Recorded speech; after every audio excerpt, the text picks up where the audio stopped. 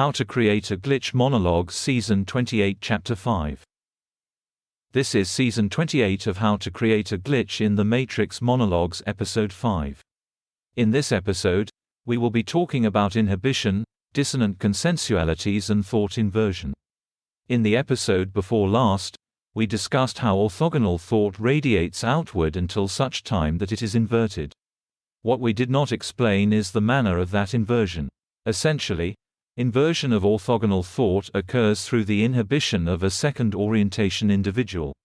When the natural reaction of a second orientation individual is to meet the expectations of some other, that individual can inhibit that impulse, redirecting it into a dissonant consensuality. What this means is that the expectations of some other are displaced into the dissonant consensuality, which means that they are not directly in play for the individuals present in some ordinary space. The inhibition of an individual who ordinarily would meet the expectations created by orthogonal thought represents a particular kind of divisive expectation contract. Individuals with such an orientation tend to fulfill the dominant role in a tonic-dominant relationship. This role represents them releasing tension created by confrontation with the tonic through postural releases. These releases involve the giving in to the tension created by the tonic.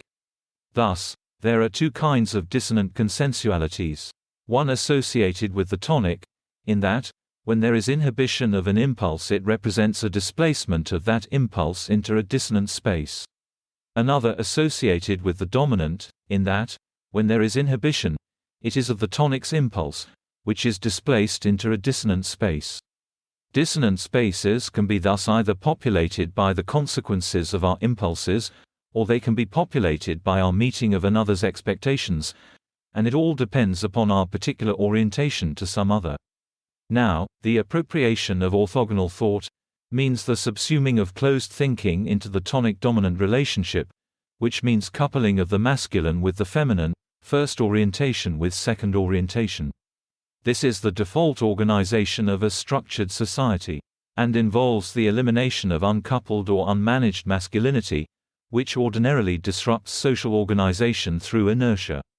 Thus, it becomes apparent that orthogonal thought runs afoul of the basic duality upon which social organization is possible, undermining at least temporarily the natural polarity inherent to the system. It is why orthogonal thought, albeit temporarily, represents one of the more efficient means of producing and witnessing a glitch in the matrix in practice. That's the end of the podcast for today.